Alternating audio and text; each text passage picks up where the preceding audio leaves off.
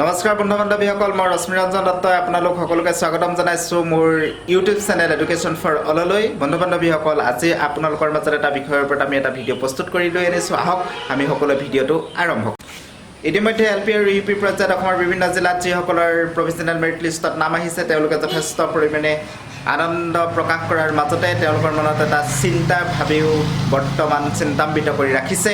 তেওঁলোকৰ চিন্তাৰ মূল কাৰণটো হ'ল শেহতীয়াকৈ প্ৰকাশিত ডি কৰ্তৃপক্ষৰ ফালৰ পৰা প্ৰকাশিত যিখন নটিছ, এই নটিছখনে সকলোকে চিন্তাম্বিত কৰি তুলিছে। এই নটিছখনে চিন্তাম্বিত কৰি তোলাৰ কাৰণটো হৈছে যে যিসকলে বেটাৰমেণ্ট পৰীক্ষাৰ দ্বাৰা তেওঁলোকৰ নিজৰ মাৰ্কছসমূহ ইম্প্ৰুভ কৰিছিল, হায়াৰ ছেকেণ্ডেৰী পৰ্যায়ৰ যিসকলে মাৰ্কছ ইম্প্ৰুভ কৰিছিল বা ডিগ্ৰী পৰ্যায়ত মাৰ্কছ ইম্প্ৰুভ কৰিছিল তেওঁলোকক পুনৰবাৰ সুযোগ দিয়া হৈছে। পুনৰবাৰ তেওঁলোকৰ এপ্লিকেশ্যন অপেন কৰিবৰ কাৰণে সুযোগ দিয়া হৈছে তেওঁলোকৰ মাৰ্কছসমূহ ইম্প্ৰুভ কৰিবৰ কাৰণে। এই ক্ষেত্ৰত যথেষ্ট সংখ্যক প্ৰশ্ন উঠিছে। যদি বেটাৰমেণ্ট পৰীক্ষাৰ দ্বাৰা অসমৰ মেধা তালিকা নিৰ্মাণ কৰা হয় তেনেহ'লে ৰেগুলাৰসকলৰ মৰ্যাদা ক'ত থাকিল? বহুতে এই ক্ষেত্ৰত কিন্তু এটা প্ৰশ্ন উত্থাপন কৰিছে আৰু এই প্ৰশ্নটো এটা কিন্তু বিশেষ তাৎপৰ্য বহন কৰিছে। যি কি নহওক অসমৰ বিভিন্ন প্ৰান্তত SOS পৰীক্ষাৰ দ্বাৰা যথেষ্ট সংখ্যকে হায়াৰ ছেকেণ্ডেৰী পৰীক্ষা পুনৰ দি তেওঁলোকে নিজৰ মাৰ্কছসমূহ ইম্প্ৰুভ কৰিছিলে। ধৰক আজিৰ পৰা প্ৰায় 20 বছৰ আগতে, 10 বছৰ 12 বছৰ আগতে যদি এজন প্ৰাৰ্থীয়ে মেট্ৰিক বা হায়াৰ ছেকেণ্ডেৰী পৰীক্ষা পাছ কৰিছিলে, আজিৰ পৰা 5-6 বছৰ আগত 7 বছৰ আগত এজন প্ৰাৰ্থীয়ে হায়াৰ ছেকেণ্ডেৰী পৰীক্ষাত উত্তীৰ্ণ হৈছিলে আৰু আজিৰ ডেটত অৰ্থাৎ 10 বছৰৰ পিছত, 7 বছৰৰ পিছত, 6 বছৰৰ পিছত তেওঁ পুনৰবাৰ সুযোগ পাইছে তেওঁ মাৰ্কছ ইম্প্ৰুভ কৰিবৰ কাৰণে।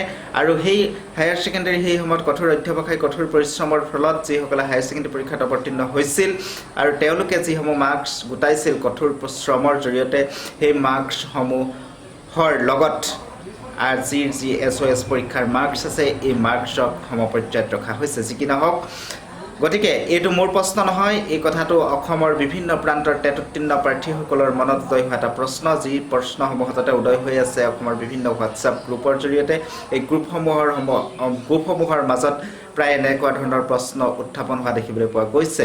ৰেগুলাৰকৈ যিসকলে হায়াৰ ছেকেণ্ডেৰী পৰীক্ষাত অৱতীৰ্ণ হৈ কঠোৰ শ্ৰম কৰি তেওঁলোকে নম্বৰ লাভ কৰিছিল আৰু সেই নম্বৰ 5-6 বছৰৰ পিছত বেলেগ এটা বিষয়ত পুনৰ পাঠ্যক্ৰম গ্ৰহণ কৰি কেনেধৰণে পাৰ্চেণ্টেজ উন্নীত কৰিব পাৰিলে, এই ক্ষেত্ৰত এটা বিশেষ চিন্তা কৰিবলগীয়া প্ৰশ্ন সকলোৰে মনত উদয় হৈছে।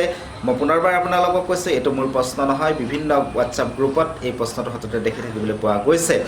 যি কি নহওক, যিহেতু বেটাৰমেণ্ট পৰীক্ষাৰ দ্বাৰা বেটাৰমেণ্ট পৰীক্ষাৰ দ্বাৰা যিসকলে মাৰ্কছ ইম্প্ৰুভ কৰিছিলে তেওঁলোকৰ মাৰ্কসমূহ নিঃসন্দেহে যোগ হ'ব, এই বিষয়ে ইতিমধ্যে নটিছ ওলাইছে। এই ক্ষেত্ৰত আমি অৱগত হ'লোঁ। এতিয়া বাকী যিসকল প্ৰাৰ্থী আছে তেওঁলোকে বিভিন্নজনে ফোন কৰি জনাইছে আৰু বিভিন্ন হোৱাটছআপ গ্ৰুপতো আমি প্ৰশ্নসমূহ সুধিবলৈ ছ'চিয়েল মিডিয়াত দেখিবলৈ পাইছোঁ যে আমি SOS পৰীক্ষা দিব বিচাৰিছোঁ। হয়, আপুনিও দিব পাৰে, কোনো কথা নাই। SOSৰ তেনে ধৰণৰ যিসকল টাৰ্মছ এণ্ড কণ্ডিশ্যন আছে এইবিলাকৰ ওপৰত ভিত্তি কৰি আপুনিও SOS পৰীক্ষা দিব পাৰে।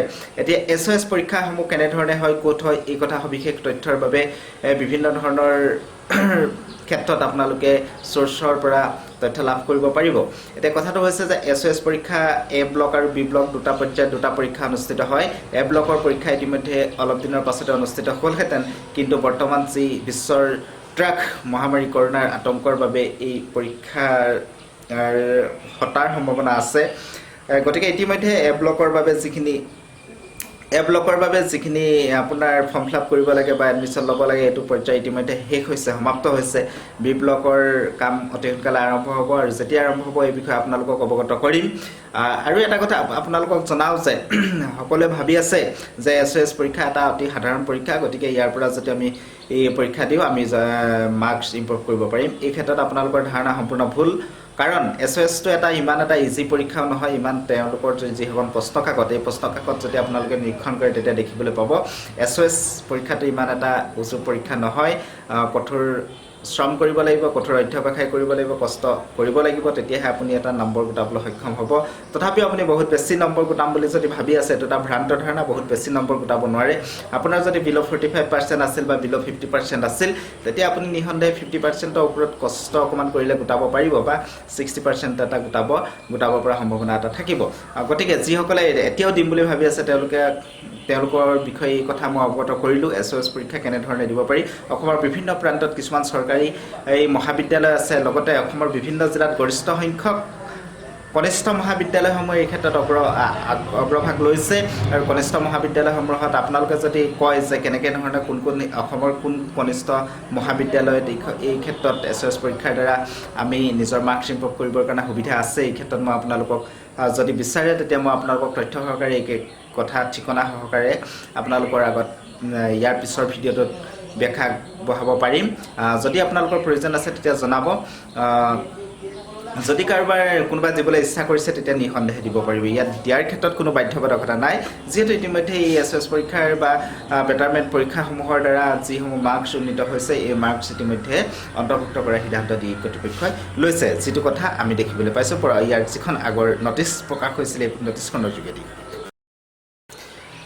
অসমৰ যথেষ্ট সংখ্যক বয়সে গৰকা প্ৰাৰ্থী টেট পৰীক্ষাত উত্তীৰ্ণ হৈছিল যাৰ বয়স ইতিমধ্যে পাৰ হৈ গৈছিল তেওঁলোকে বহুতে মনত দুখ প্ৰকাশ কৰিছে যিহেতু তেওঁলোকে কৈছিল তেখেতসকল যথেষ্ট কোৱালিফাইড একোজন প্ৰাৰ্থী আছিল তেওঁলোকে কৈছিল যে আমাৰ সেই তেতিয়াই হায়াৰ ছেকেণ্ডেৰী পৰীক্ষাত 50%ৰ ওপৰত আছিল 60ৰ ওপৰত আছিল যথেষ্ট সংখ্যকে প্ৰায় 70%ৰ ওচৰৰ নম্বৰ পাইছিল এতিয়া কথাটো হৈছে তেওঁলোকেও এই ক্ষেত্ৰত দুখ প্ৰকাশ কৰি কৈছে যেতিয়াই এখন আমাৰ বেটাৰমেণ্ট পৰীক্ষাৰ দ্বাৰা অৰ্থাৎ বেটাৰমেণ্ট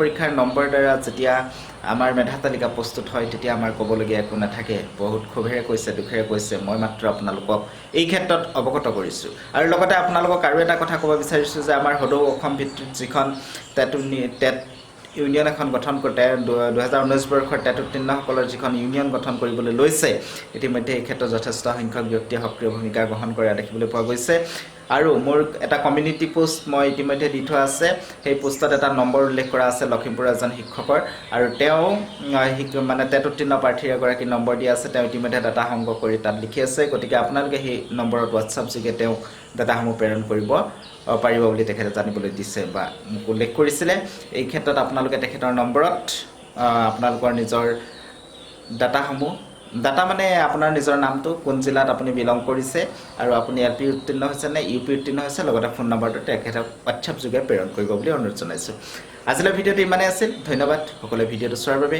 শেষতে অনুৰোধ জনাইছোঁ সকলোৱে যেন চেনেলটো ছাবস্ক্ৰাইব কৰে লগতে লাইক কমেণ্ট আৰু শ্বেয়াৰ কৰিবলৈ নাপাহৰিব ধন্যবাদ